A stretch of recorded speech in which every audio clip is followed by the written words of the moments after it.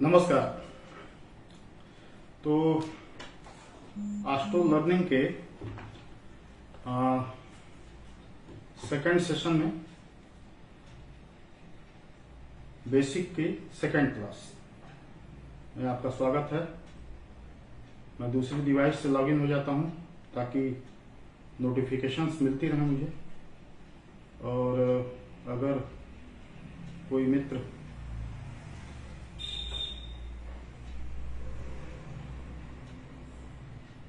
तो अन्य मित्र जुड़ जाएं ताकि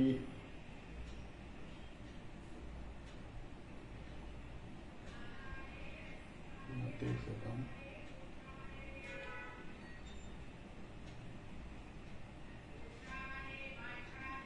तो फिर कर देता हूं।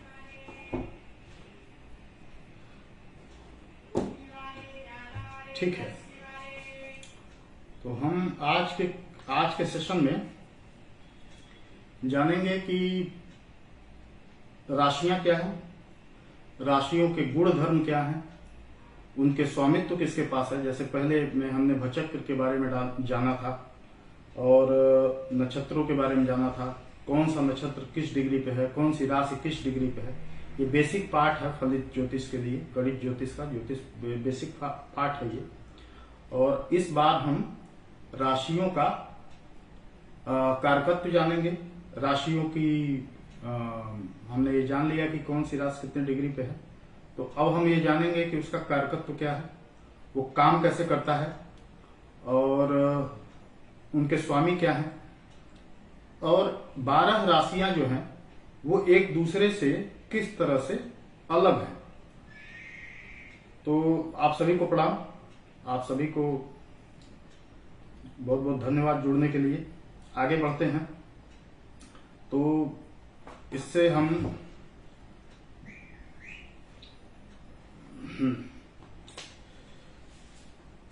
पहले हम जानेंगे कि राशियों का स्वामित्व क्या है, कैसे है। देखिए, थोड़ा सा बोर्ड के पास आ जाते हैं। बोर्ड आपको दिख रहा है, दिख ही रहा होगा, ऐसा सेट किया है मैंने कैमरा के, दिख रहा होगा। तो समय न लेते हुए हम सीधे आगे बढ़ते हैं, बाकी बातें बाद में करेंगे। पहली राशि जो है, पहली राशि वो है, टेढ़ा बन गया, इसको सीधा करना होगा, मेष राशि। मेष के बारे में आपको मैंने बताया था कि पहली राशि है जो 0 से 30 डिग्री के बीच में है।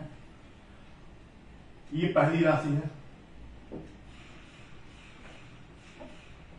दूसरी है वृष,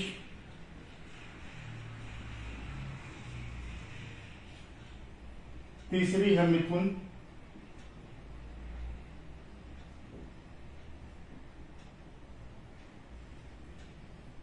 चौथी है कर्क,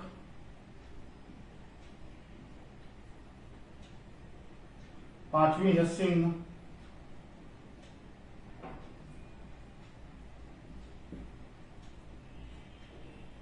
छठी कन्या, सातवीं तुला,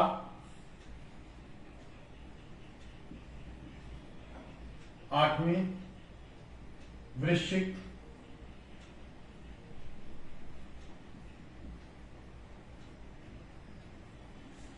मैं ये मान के चल रहा हूं कि जिनको ये बोर्ड साफ नहीं भी दिख रहा होगा वो भी राशियों के बारे में जानते हैं, जो कि हमने पहले लेसन में बताया है।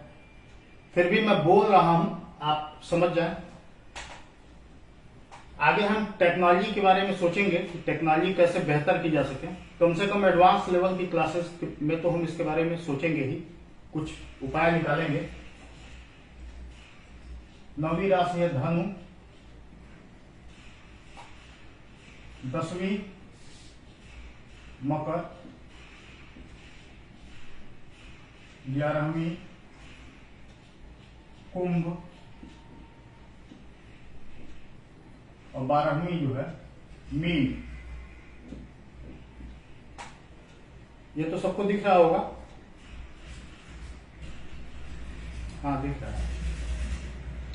तो ये आप पहले पार्ट में आप समझ चुके हैं कि 0 से 30 डिग्री के बीच में मेष, दूसरे 30 से 60, 30 से 60 वृष, 60 से 90 मिथुन, 90 से 120 कर्क, ऐसे ही 360 डिग्री तक ये क्रम चलता है। ये सर्किल मैंने अभी मिटाया नहीं था, इसकी वजह है आगे आप समझ जाएंगे कि ये क्यों जरूरी है। राशियों का स्वामित्व जो है, सिंह राशि का स्वामित्व जो हम आपको एक इजी तरीका मैं आपको बताता हूं, आपको आसानी से याद हो जाएगा। कर्क राशि का स्वामी चंद्रमा है, चंचल दिखता है क्या? कर्क राशि का स्वामी चंद्रमा है और सिंह राशि का स्वामी सूर्य है।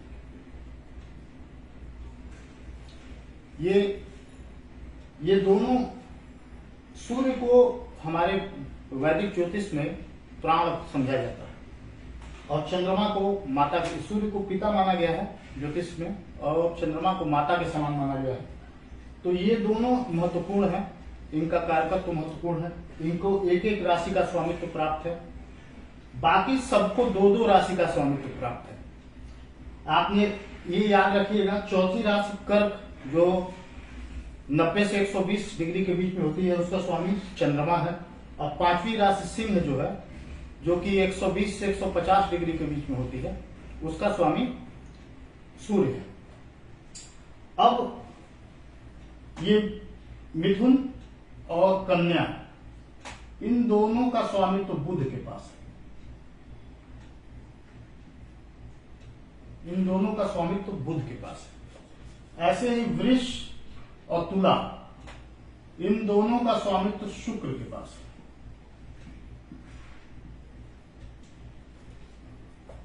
मेष और वृश्चिक, इन दोनों का स्वामित्व तो मंगल के पास है।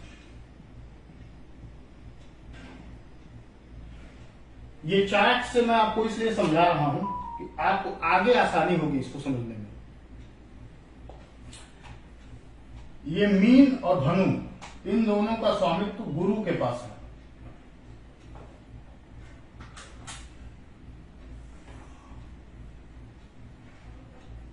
इन दोनों का स्वामित्व गुरु के पास है।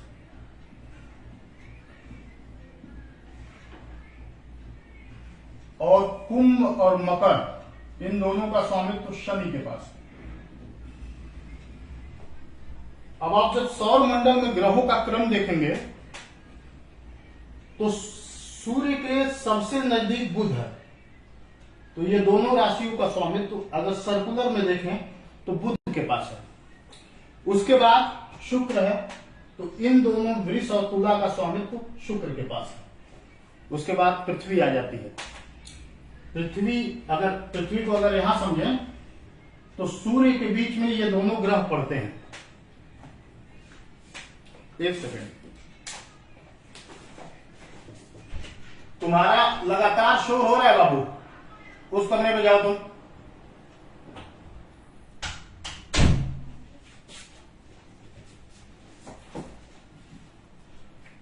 हाँ, तो मैं बता रहा था कि पृथ्वी को अगर हम यहां मानते हैं तो ये दोनों ग्रह पृथ्वी और सूर्य के बीच में पड़ते हैं। इनको आंतरिक ग्रह कहा भी जाता है। और इन दोनों की राशियां जो है अगर सर्कुलर में देखें तो सूर्य के बाद लगातार पड़ती है। इसके बाद पृथ्वी के बाहरी कक्षा में, सूर्य और पृथ्वी के कक्षा से बाहर मंगल पड़ता है, जिसकी ये दोनों राशियां हैं। उसके बाद सबसे बड़ा गुरु ग्रह पड़ता है, जिसकी ये दोनों राशियां, और सबसे दूर शनि पड़ता है। तो अगर इसको ऐसे सर्किल में बनाएंगे तो ये उसी ऑर्डर में आएगा जिस ऑर्डर में ये सौरमंडल में स्थित है। ठीक है, ठीक है। तो सभी मित्र ऑनलाइन हैं, सभी मित्र देख रहे हैं, बहुत अच्छी बात है। तो ये एक क्रम है, इसको मैं बाद में आपको एक पेपर पे बना के डायग्राम टाइप का बना के आपको दे दूंगा। अभी आपके समझने के लिए ये बता दिया है, समय कम है, आगे बढ़ते हैं, और चीजों पे भी बात करनी है।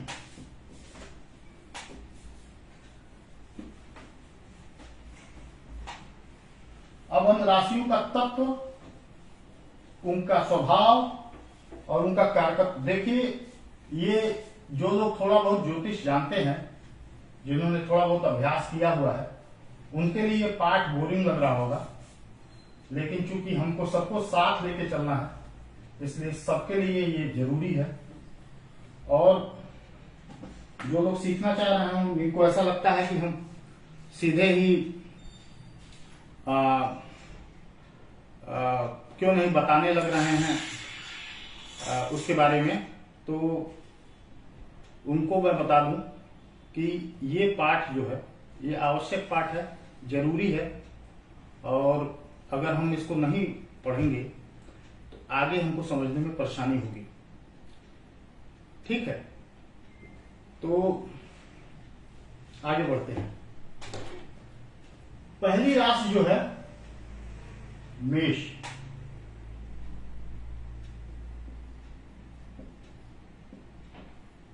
दूसरी वृष, तीसरी मिथुन और चौथी कर्क, छह जरूरी है, पांचवी सिंह और छठवीं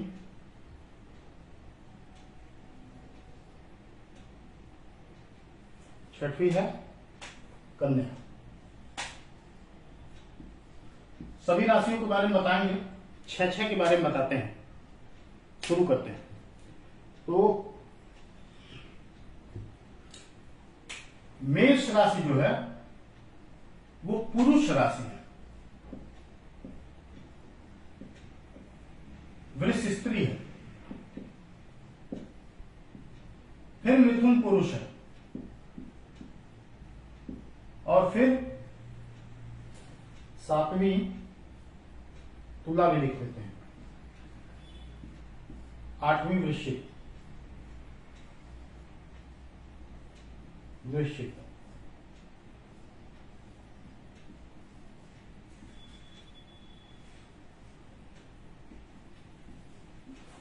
आठ राशियों तक लिख देते हैं। तो आप देखेंगे कि पहली राशि जो है वो पुरुष है, दूसरी स्त्री है, फिर पुरुष है। पुरुष मेल मानते हैं, स्त्री को फीमेल मानते हैं। चौथी फिर फीमेल है, पांचवी मेल है, छठवीं फीमेल है, सातवीं मेल है, आठवीं फीमेल है।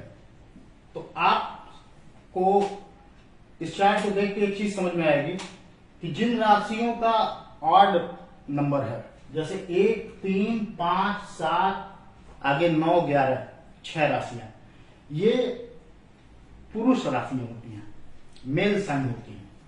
और जिन राशियों का 2, 4, 6, 8, 10, 12 जिनका इवन साइन है, वो स्त्री राशियां होती हैं। समझ गया आप?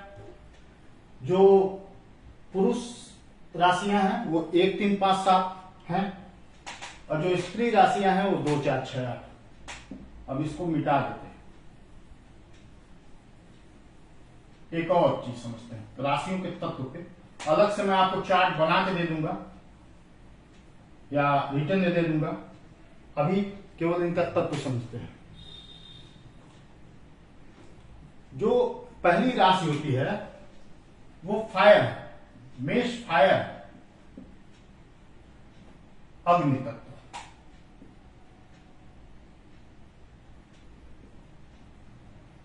वृष जो है वो अर्थ है, पृथ्वी तत्व।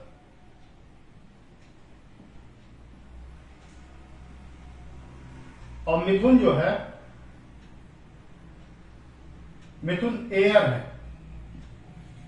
वायु तत्व। और कर्क जो है वो वाटर है, जल तत्व। समझ गया। फिर आगे यही क्रम शुरू हो जाता है, फायर, अर्थ, एयर, वृश्चिक, वाटर। समझा? फायर, अर्थ, एयर, वाटर। पहली राशि फायर, मेष अग्नि तत्व राशि, वृष पृथ्वी तत्व राशि, मिथुन वायु तत्व राशि और कर्क जल तत्व राशि। ये राशियों का क्रम है और ऐसे उनका जो राशियों का तत्व है ऐसे निर्धारित होता है। पहली राशि जो होती है वो अग्नि, एक सेकेंड क्लास चल रही है, बाद में आना। हाँ,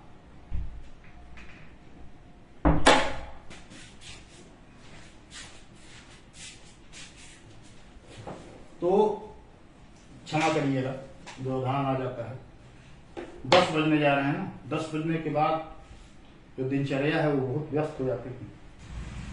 क्लासें आज मैंने थोड़ी लेट इसलिए की है क्लास आज की, क्योंकि आज संडे है, मोस्टली लोग देर तक सोते हैं, तो मैंने सोचा थोड़ा देर से शुरू करेंगे तो सब लोग ऑनलाइन रहेंगे। तो खैर, पहली मेष राशि अग्नि तत्व, वृष पृथ्वी तत्व, मिथुन वायु तत्व, कर्क जल तत्व। फिर सिंह अग्नि तत्व, कन्या पृथ्वी तत्व, तुला वायु तत्व और वृश्चिक जल तत्व। ये ऐसे ही क्रम चलेगा, फायर, अर्थ, एयर, वाटर। इसको आप याद रख लें, F E A W, इसको याद रखेंगे, आगे आपको आसानी रहेगी। फायर, अर्थ, एयर, वाटर, FEAW। अब इनके दूसरे जो तीसरा स्वभाव देखिए, बहुत और तमाम चीजें होती हैं, दिशाएं होती हैं, उदय होता है, पृष्ठोदय, और किस दिशा में कौन सी राशि किस दिशा में उदित होती है, ये तमाम चीजें बहुत सारे डॉक्यूमेंटेशन में पड़ी हुई है, ऑनलाइन भी पड़ी हुई है, किताबों में पड़ी हुई है। आपका जब इंटरेस्ट डेवलप हो जाएगा, आप पढ़ेंगे तो आप समझ जाएंगे। लेकिन जो मूल 3 चीजें जाननी जरूरी होती हैं कि राशि जो है वो स्त्री है या पुरुष है, उसकी और उसका स्वभाव जो है वो कैसा है और उसका तत्व क्या है। अब आपने राशियों के उसके विषय में जान लिया कि जो इवन है वो स्त्री राशियां हैं, ऑड जो है विषम राशियां वो पुरुष राशियां। ऐसे ही आपने तत्व के बारे में जान लिया कि पहली राशि फायर, दूसरी राशि अर्थ, तीसरी राशि एयर और चौथी वाटर। ये क्रम 1, फिर 5, 6, 7, 8 में शुरू हो जाता है, फिर 9, 10, 11, 12 में यही क्रम चलता है। मतलब 1, 5, 9 ये जो त्रिकोण की राशियां होती हैं अग्नि तत्व हैं। 2, 6 और 10 ये जो राशियां हैं वो पृथ्वी तत्व हैं। 3, 7, 11 ये जो राशियां हैं वो वायु तत्व हैं। और 4, 8, 12 ये राशियां जो हैं वो जल तत्व की हैं। अब हम राशियों का स्वभाव समझ लेते हैं। स्वभाव जो है, जैसे पहला आपको मैंने बताया वो 2-2 के सेट में था, इवन ऑड। दूसरा मैंने बताया वो 4 के सेट में था, मैंने पहले बता दिया, आपको उसको बाद में बताना चाहिए था। ये 3 के सेट में होता है स्वभाव जो होता है। पहली राशि का स्वभाव होता है चर। चर मतलब अस्थिर स्वभाव। दूसरी राशि का स्वभाव होता है स्थिर और तीसरी राशि का स्वभाव होता है द्विस्वभाव। इसका इन स्वभाव का अंतर क्या होता है आगे हम बताएंगे आपको। अभी बेसिक में इतना ही कि पहली राशि चर होती है, दूसरी राशि स्थिर होती है, तीसरी द्विस्वभाव होती है। फिर यहां से फिर यही शुरू हो जाता है, चर, स्थिर, द्विस्वभाव।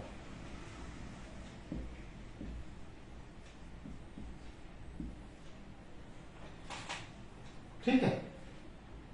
आपको फिर से मैं बता देता हूं कॉन्सेप्ट क्लियर करने के लिए। पहली राशि जो चर होती है, दूसरी स्थिर होती है, तीसरी द्विस्वभाव होती है, फिर चर, स्थिर, द्विस्वभाव। अब इन तीनों चीजों की अहमियत क्यों है ये मैं आपको बताता हूं।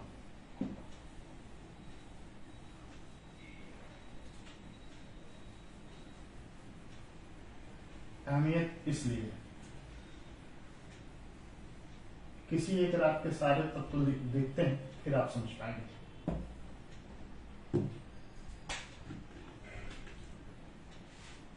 ये कर्क है, मिथुन, वृष, सिंह। आप समझिए कि इन राशियों से फर्क क्या पड़ता है।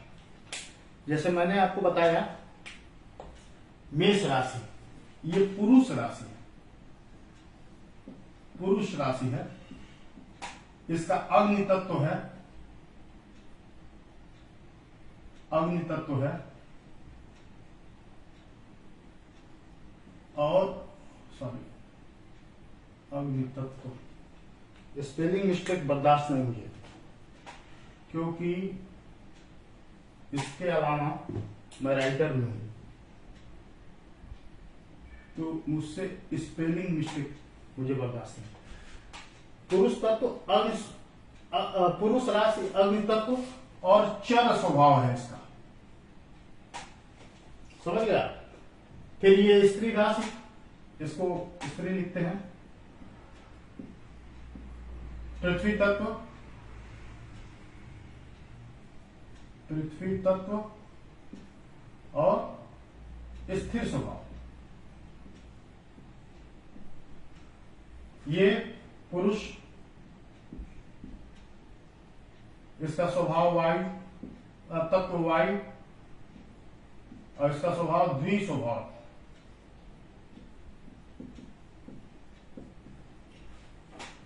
कर्क, ये स्त्री, इसका जो तत्व है वो जल, और इसका स्वभाव जो है फिर आ गया चर। ये जो 2, 3, 4 है ना सेट राशियों का, 2 मतलब पुरुष स्त्री, 3 मतलब चर स्थिर द्विस्वभाव, और 4 मतलब फायर, अर्थ, एयर, वाटर। इन 2, 3, 4 इन तीनों संख्याओं का लघुत्तम समापन एलसीएम जिसको कहते हैं वो 12 आता है। 2, 3, 4 का एलसीएम जो है 12 है। 12 वो सबसे छोटी संख्या है जो 2, 3, 4 से विभाजित होती है। तो आप समझे, ये 2 का सेट, ये 3 का सेट और ये 4 का सेट, ये एक ऐसा कॉम्बिनेशन पैदा करता है कि किसी एक राशि के सारे कैरेक्टरिस्टिक एक दूसरे से सेम नहीं हो सकते। ये जो कैरेक्टरिस्टिक है ना, ये किसी, आप चार्ट बना के देख लीजिएगा, पहले सम राशियों का पुरुष लिख लीजिएगा, स्त्री राशियों का विषम राशियों का स्त्री लिख लीजिएगा, फिर एक चार्ट बनाइएगा, उनके तत्व उनका स्वभाव लिख देगा, चर, स्थिर, द्विस्वभाव। फिर एक चार्ट बनाइएगा, उनका आप एलिमेंट लिख लीजिएगा, और एक पूरा चार्ट आप ऐसे बना लीजिए 12 राशियों का, और कैरेक्टरिस्टिक उनका देख लीजिए, उनकी सारी विशेषताएं देख लीजिए। एक राशि दूसरे राशि से किसी न किसी मामले में भिन्न होगी। इस यूनिक कैरेक्टरिस्टिक के लिए इनको इस फॉर्मेट में बांटना जरूरी है।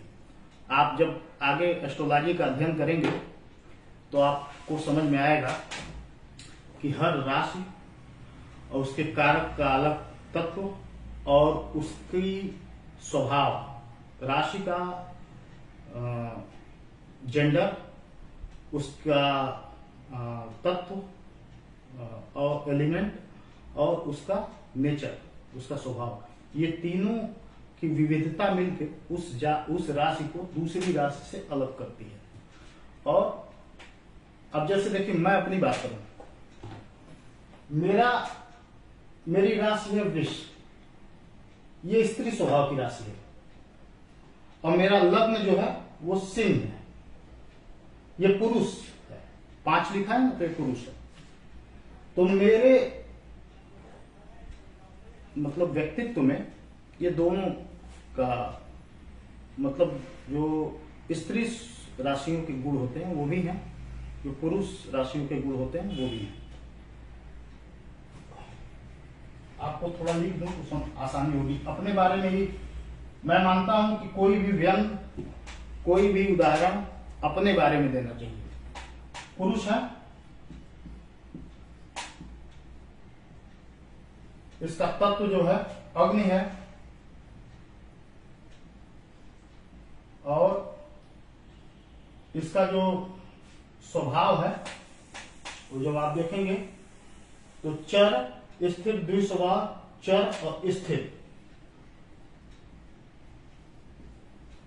अब मेरी जो राशि है वो स्त्री है और लग्न पुरुष है।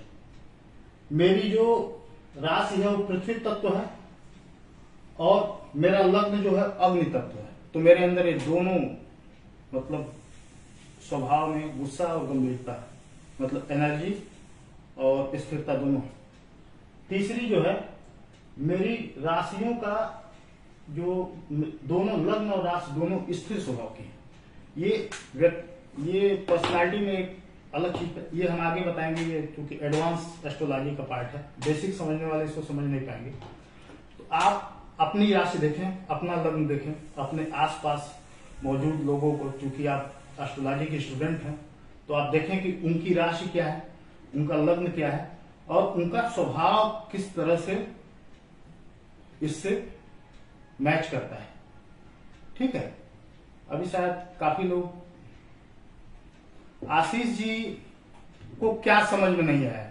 लग्न आगे समझेंगे आप, अभी राशि समझिए।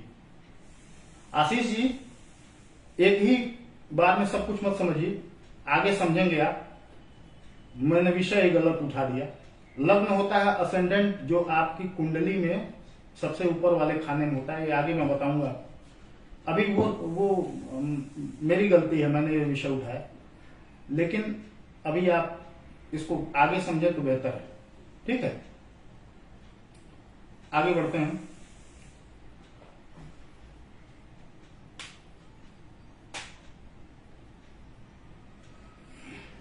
ठीक है, तो हमने ये समझा कि इन राशियों का स्वभाव क्या है और इनका कारकत्व क्या है। तो हमने क्या क्या जाना? एक तो हमने जाना कि राशियों का स्वामित्व किसके पास है, कौन सी राशि किसके स्वामित्व में है, किस ग्रह के स्वामित्व में है, किस राशि का स्वभाव क्या है, किस राशि का तत्व क्या है और कैसे ये निर्धारित होता है कि एक राशि दूसरी राशि से अलग है। इसलिए अलग है क्योंकि उसके सारे कैरेक्टरिस्टिक जो है उसमें 2 मेल खा सकते हैं, लेकिन तीसरा अलग होगा। मतलब जैसे मैंने अपने ही दोनों राशियों के बारे में आपको बताया, मिथुन मतलब वृष और सिंह, जो मेरी राशियां हैं लग्न और राशि की, मून साइन की, उसमें देखिए दोनों स्थिर तत्व हैं और सॉरी दोनों जो है वो पृथ्वी तत्व की राशियां हैं। ये उनमें कॉमन है, लेकिन कैरेक्टरिस्टिक अलग है। एक अग्नि तत्व है, एक पृथ्वी तत्व है। स्वभाव दोनों का स्थिर है, दोनों ही चर अचर यानी स्थिर स्वभाव की राशियां हैं, लेकिन एक अग्नि तत्व है, एक पृथ्वी तत्व है और एक पुरुष राशि है, एक स्त्री राशि है। तो ऐसे ही हमेशा 2 राशियां एक दूसरे से अपने कैरेक्टरिस्टिक में भिन्न होती हैं, अपने चरित्र में, अपने स्वभाव में उनमें कुछ भिन्नता होती ही होती है, जिसके बारे में आप आगे समझेंगे, जानेंगे। अभी हम इसको दिख रहा है ना? हाँ दिख रहा होगा। ठीक है, ये हिल जा रहा है। मैंने इसलिए लिया था कि इसको कहीं भी ले जा सकूं। इसको गाड़ी में रख के, मान लीजिए मुझे बाहर जाना हो तो इसको गाड़ी में रखूंगा और आपकी क्लासेस नहीं छूटेंगी, चलती रहेंगी। जहाँ ले जाऊंगा वहाँ अपना बोर्ड रहेगा। वो स्थिर बोर्ड इससे मुकाबलन ठीक भी था और ज़्यादा स्टेबल भी था, लेकिन फिर भी मैंने इसको ले लिया ताकि आगे काम रखे। तो ये हमने जाना आज की क्लास में इतना ही, क्योंकि बेसिक क्लासेस में लंबी क्लास नहीं चलाएंगे। और जैसे कि अभी आशीष जी एकदम उन्होंने ऐसा सवाल किया कि ये क्या है, लग्न क्या है, वो लग्न के बारे में नहीं जानते। तो थोड़ा सा भी अगर हम विषय से ज्यादा बताने की कोशिश करेंगे तो वो ओवरडोज हो जाएगा। ओवरडोज से हमें बचना है और विषय पे ही रहना है। इसके बारे में जो जरूरी चार्ट वगैरह होंगे वो मैं बना के दे दूंगा। जो ग्रुप में सब जुड़े हुए लोग हैं, जो हमारे क्लासेस के इच्छुक सदस्य हैं, वो इसको, बाकी मैं चाहता हूं, मेरा मानना है कि हमारे ग्रुप में 5 या 700 लोग जुड़े हुए हैं। मेरा ये मानना है कि बेसिक एस्ट्रोलॉजी सबको जाननी चाहिए ताकि कोई उन्हें बेवकूफ न बना सके और कोई उन्हें ज्योतिष से डरा न सके। इसलिए बेसिक की सारी क्लासेस, हालांकि उसके लिए मैंने एक शुल्क निर्धारित किया था, लेकिन फिर भी मैंने बेसिक की सारी क्लासेस सबके लिए ओपन रखी हैं। सब लोग इसको देखें, सब लोग इसको समझें और सब लोग जाने कि एस्ट्रोलॉजी क्या है। आज के पाठ जो है आज का इतना आप लोग पढ़ लें।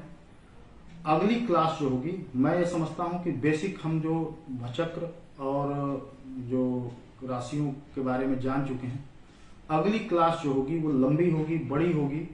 उसमें हम लग्न कुंडली के बारे में समझेंगे, लग्न बनता कैसे है, लग्न निर्धारित कैसे होता है, जो कि आशीष जी का सवाल था अभी।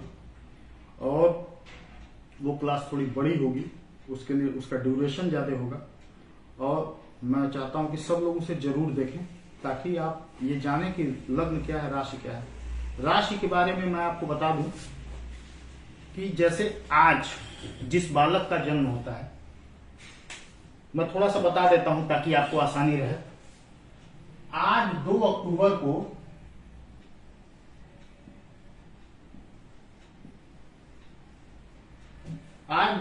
को चंद्रमा जो है वो मूल नक्षत्र में है। नक्षत्र के बारे में मैंने आपको बताया था, मूल 19वां नक्षत्र है और धनु राशि में है। आज जो बच्चा पैदा होगा वो मूल नक्षत्र में, गंड मूल नक्षत्र में होगा। धनु राशि में है और मूल नक्षत्र में है। तो आज जो भी बालक पैदा होगा उसकी राशि धनु होगी, ये नहीं बदल सकता। और उसका नक्षत्र मूल होगा। मूल नक्षत्र के जिस चरण में वो पैदा होगा उस चरण के हिसाब से उसका नामकरण होगा या उस चरण के हिसाब से उसका निर्धारण होगा। लेकिन आज पैदा हुए हर बालक का राशि जो होगा वो धनु होगा। लग्न क्या है? लग्न वो है जो अभी मान लीजिए अभी 10:15 हो रहा है। अभी जो राशि पूर्व, मेरे ख्याल से इस समय 8, 10, इस समय संभवतः वृश्चिक राशि उदित होगी। जो राशि पूर्व में उदित होगी वही लग्न होता है। मतलब आपकी राशि भले धनु है, लेकिन पूर्व में जो उदित हुई राशि है वही लग्न होता है। इसके बारे में हम थोड़ा सा समझेंगे कि ये पूर्व में उदित हुई राशि को लग्न मानना क्यों जरूरी है। जब हमारी राशि चंद्रमा, सूर्य आज कन्या राशि में है, चंद्रमा आज धनु राशि में है, तो लग्न को हम क्यों माने? तो लग्न वैसा ही है जैसे किसी मकान के नक्शे में ऊपर ऐसे दिया रहता है, ऐसे दिया रहता है ना, किसी मकान या लैंड का नक्शा आप देखेंगे तो ऐसे ऊपर दिया रहता है ना, तो आप समझ जाते हैं ऊपर उत्तर दिशा है। जैसे भारत का नक्शा ऐसे बना रहेगा, मैं बताता हूं आपको। ये जान लीजिए लग्न क्या है, थोड़ा सा जान लीजिए ताकि अगली क्लास में आपको परेशानी न हो। जान लीजिए लग्न, जैसे मान लीजिए भारत का ये नक्शा है,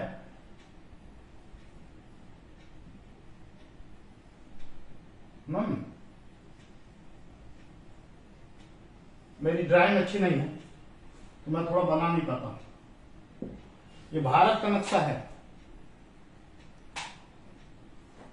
ये यहां कश्मीर है, यहां 7 सिस्टर्स एंड नॉर्थ ईस्ट है।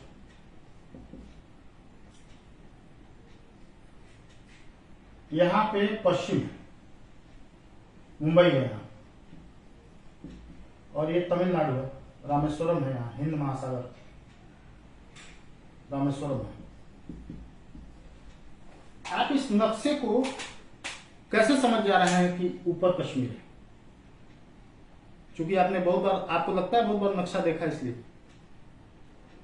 नहीं, आपको मालूम है कि ऊपर उत्तर दिशा है।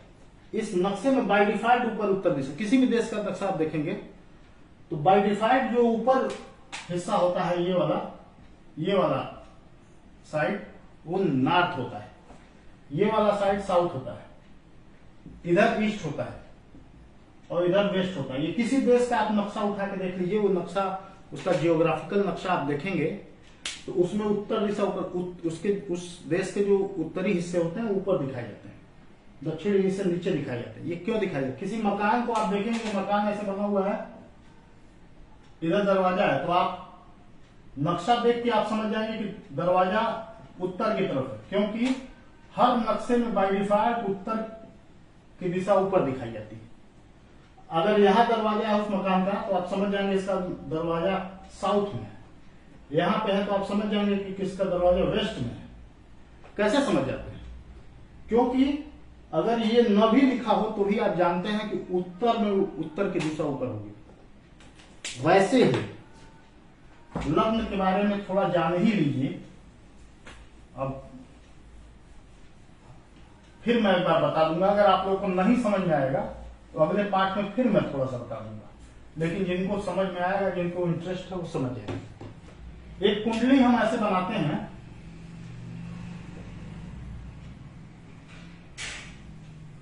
ये कुंडली जो होती है ना, यही है, इसी गोले को हम जो है, क्योंकि ज्योमेट्रिकल डिजाइन अगर रेक्टेंगुलर होती है तो बनाना आसान होती है, इसी कुंडली को हम ऐसे दिखाते हैं, इसी गोले को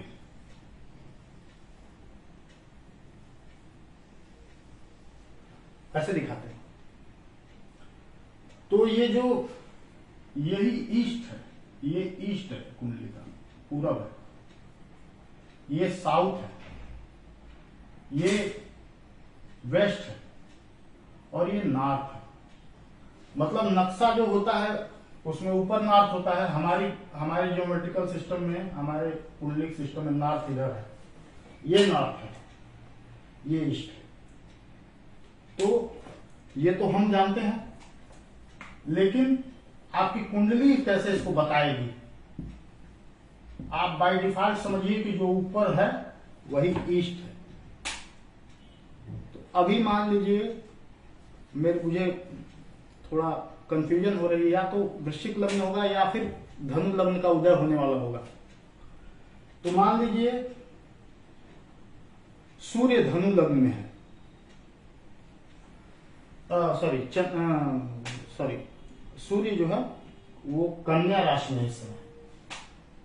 तो सुबह सुबह जो है कन्या राशि पूर्व में, सूर्य पूर्व में उगता है, सूर्य जहां उगेगा वहीं कन्या राशि रहेगी, क्योंकि कन्या राशि में सूर्य वचक्र के उस हिस्से में, छठवें हिस्से में, मतलब 150 से 180 डिग्री के बीच में इस समय सूर्य है, जो मैंने आपको बताया था यहां पड़ती 150 से 180 डिग्री, छठवीं राशि, उसी में है इस समय सूर्य।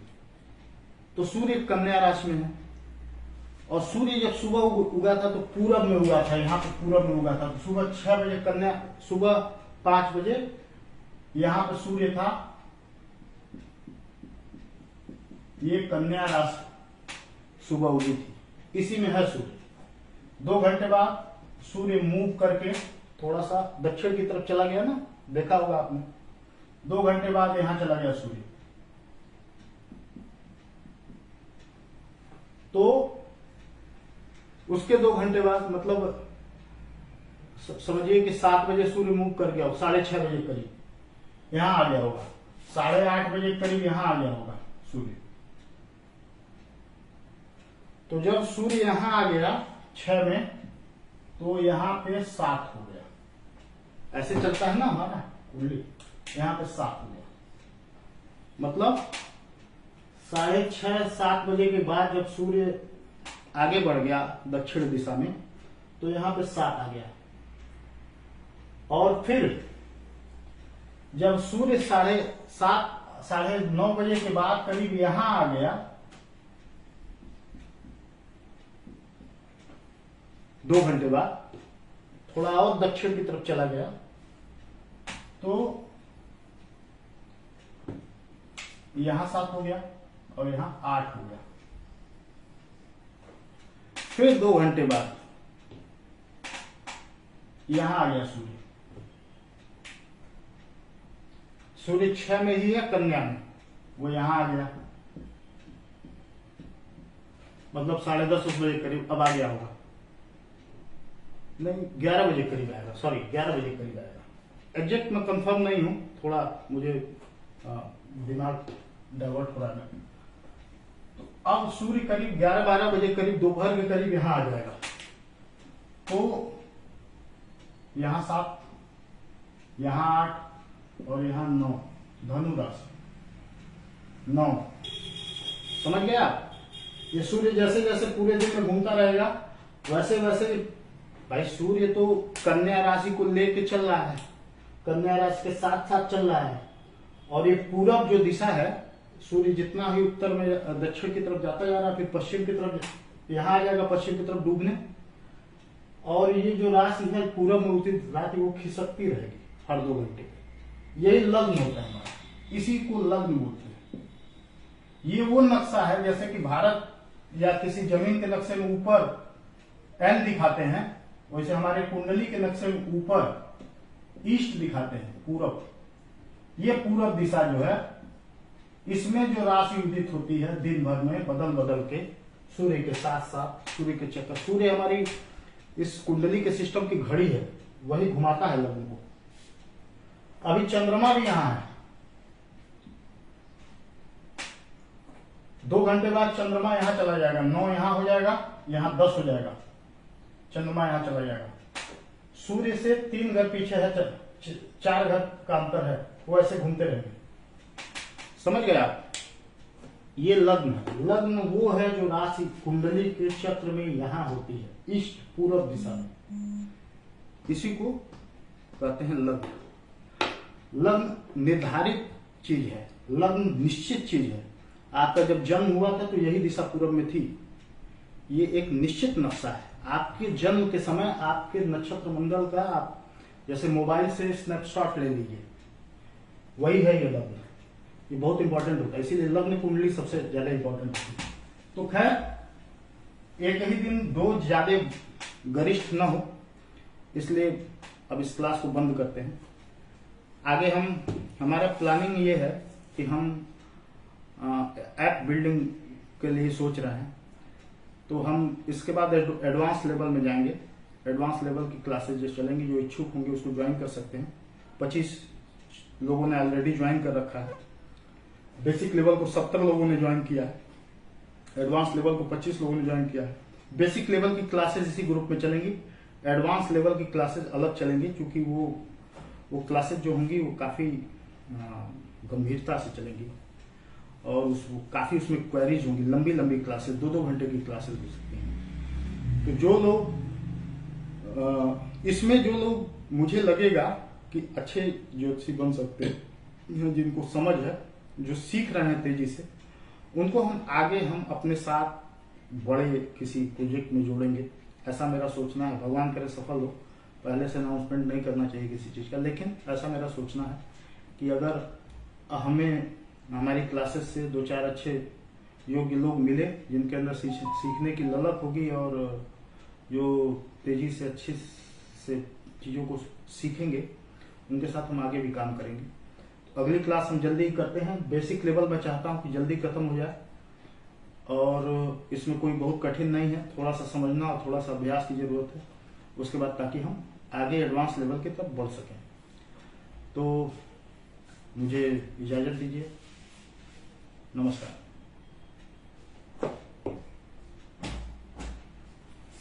लड़ो भाई, तुम लड़ो, तोड़ फूट जाओ,